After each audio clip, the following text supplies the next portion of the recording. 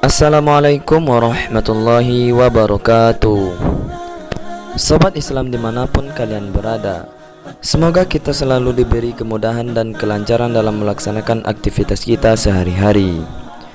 Pada kesempatan kali ini, calon Buya akan mengkaji secara singkat tentang tujuan kita disuruh salat oleh Allah Subhanahu wa Ta'ala.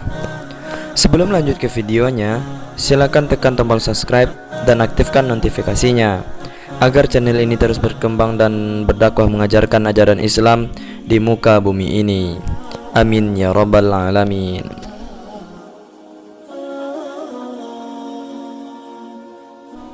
Mengapa sih kita harus sholat? Subuh kesiangan, zuhur kerepotan, asar di perjalanan, maghrib kecapean, isya ketiduran. Itulah potret umat Islam saat ini. Meski mayoritas di negeri ini muslim, namun realitanya tak sedikit yang abai menjalankan syariatnya. Bukankah sholat itu rukun Islam yang kedua setelah syahadat? Karenanya Allah mewajibkan bagi hamba-hambanya untuk menegakkan sholat 5 waktu sehari semalam.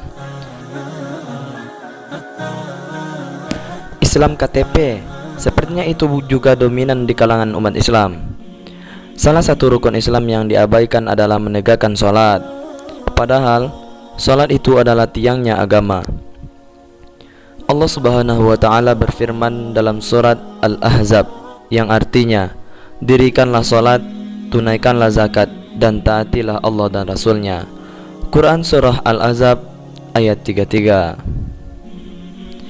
Di ayat lain Allah berfirman, tidaklah aku ciptakan jin dan manusia melainkan untuk beribadah kepadaku.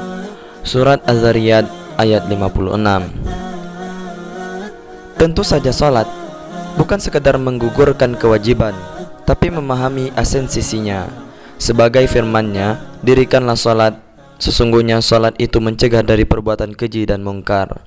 Surat Al-Ankabut ayat 45. Mengapa sih kita harus salat?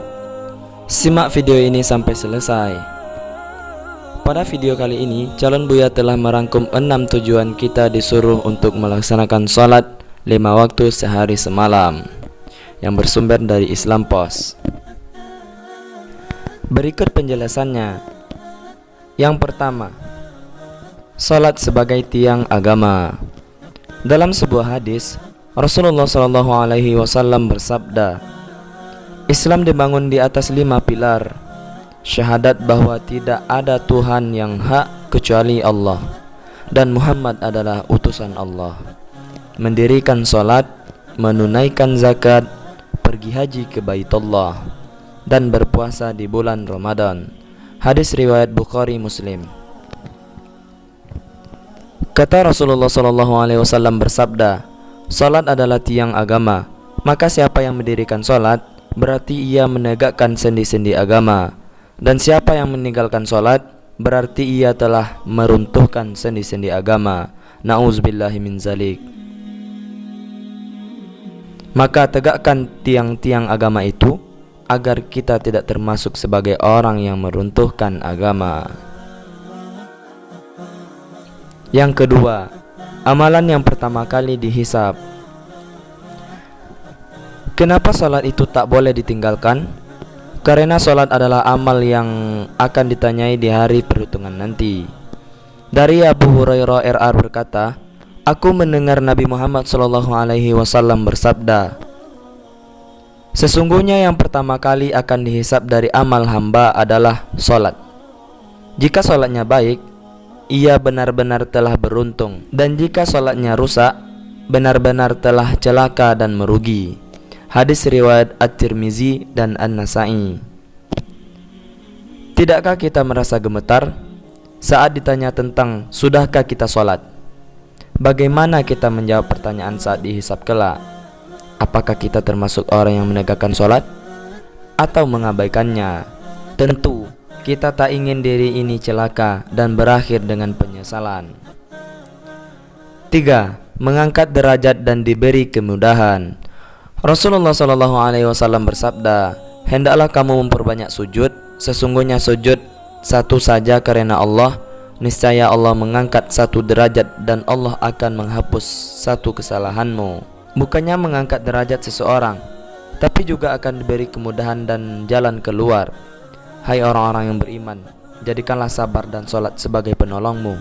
Sesungguhnya Allah beserta orang-orang yang sabar. Quran Surat Al-Baqarah ayat 153. Yang keempat, pembatas kafir dan muslim. Tegas, Rasulullah SAW bersabda, barang siapa yang meninggalkan sholat dengan sengaja maka dia kafir terang-terangan. Hadis riwayat Ahmad. Dalam hadis lain, Rasulullah SAW juga bersabda, sesungguhnya pembatas antara seseorang dengan kekufuran dan kesyirikan adalah meninggalkan sholat. Hadis riwayat Muslim dari Jabir. Perjanjian yang membedakan antara kami dan mereka, orang-orang kafir, adalah sholat. Barang siapa yang sengaja meninggalkan sholat, maka ia telah menjadi kafir. Hadis riwayat Ahmad. Yang kelima, dijauhkan dari syaitan. Itulah sebabnya sholat mencegah perbuatan keji dan mungkar. Namun Imam Hasan Al-Basri rahimahullah mengatakan bahwa, wahai anak manusia, sholat adalah perkara yang dapat menghalangimu dari maksiat dan kemungkaran. Jika sholat tidak menghalangimu dari kemaksiatan dan kemungkaran, maka hakikatnya engkau belum sholat. Yang keenam, yang terakhir adalah sholat membuat wajah bercahaya. Allah Subhanahu wa ta'ala berfirman dalam Al-Quran, yang artinya, tidak sama wajah orang sholat dan tidak sholat. Adapun wajah-wajah orang-orang mukmin pada hari itu berseri-seri. Surat Al-Qiyamah ayat 22. Allah juga berfirman dalam Al-Quran, yang artinya, kamu dapat mengetahui dari wajah mereka kesenangan mereka yang penuh kenikmatan. Surat Al-Mutaffifin ayat 24. Itulah 6 tujuan kita disuruh salat 5 waktu sehari semalam.